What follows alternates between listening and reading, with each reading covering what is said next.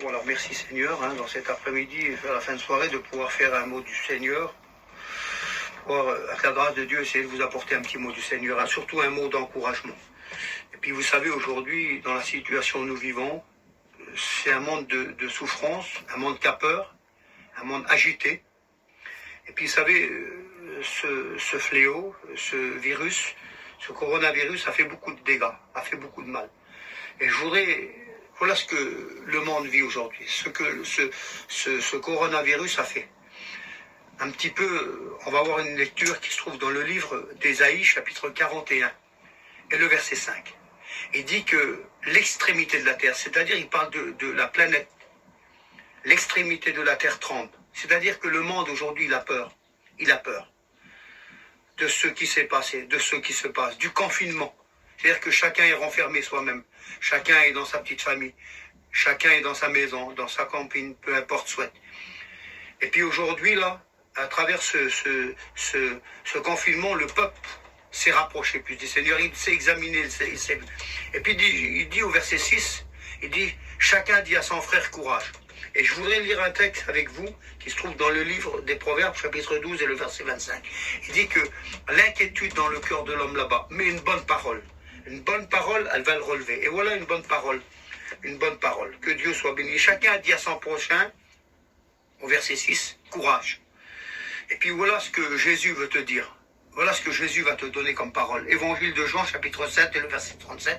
Il dit que Jésus se tenant debout, il s'écria d'une voix forte, et il dit, si quelqu'un a soif, qu'il vienne à moi.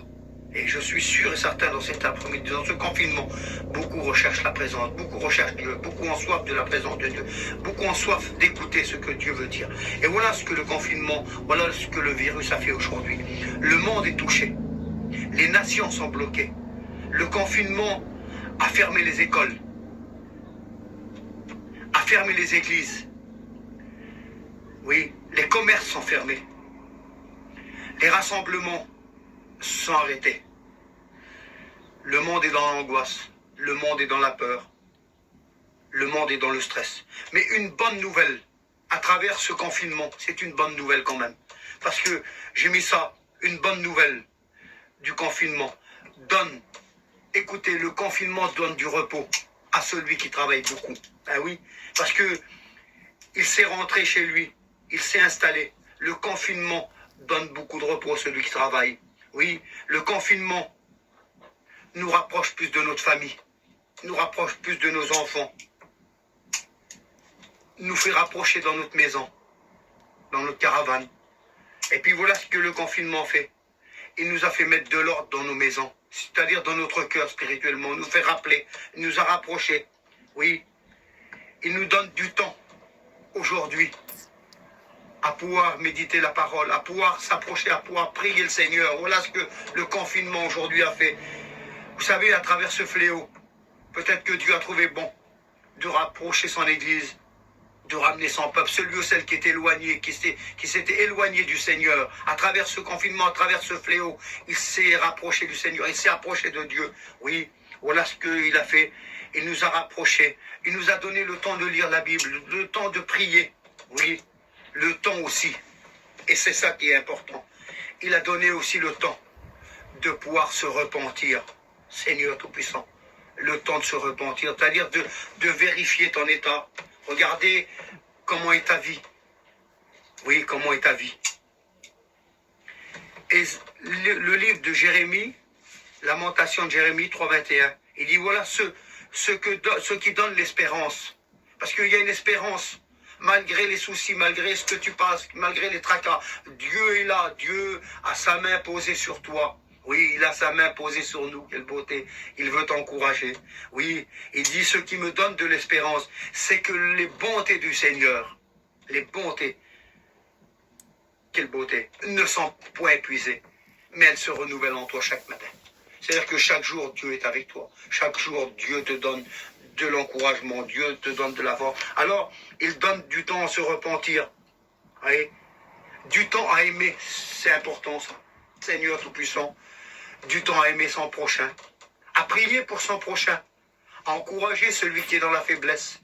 lui donner, lui prouver que Dieu a mis l'amour dans ton cœur.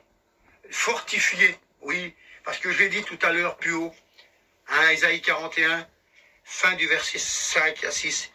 Chacun dit à son frère, courage. Et puis nous voyons aujourd'hui tout celui ou celle qui sont à travers la difficulté, à travers le problème.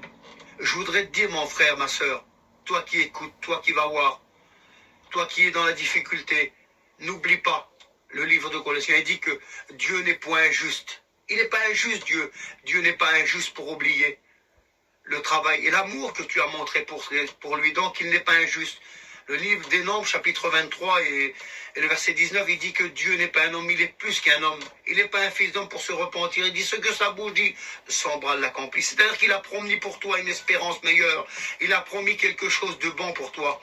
Il te donne de la force. Là où il n'y a plus d'espoir, Dieu donne l'espoir. Là où il n'y a plus de courage, Dieu donne le courage. Fortifie-toi. Un jour, Dieu a parlé à Moïse. Et puis il a dit, Moïse, fortifie-toi et prends courage. Voilà ce que Dieu veut te donner. Voilà ce que Dieu veut te faire montrer. Il veut te donner un encouragement à travers tout ce qu'on a vu, tout ce que le monde a été touché aujourd'hui. Dieu veut te donner du courage. Dieu veut te donner la force. Parce que pour toi, c'est pas encore la fin. C'est pas la fin.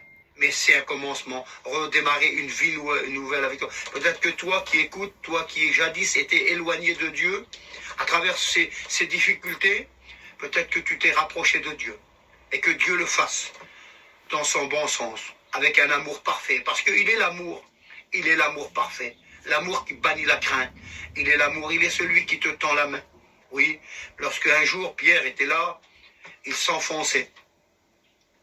Le Seigneur lui a tendu la main. Le Seigneur l'a sorti de son problème.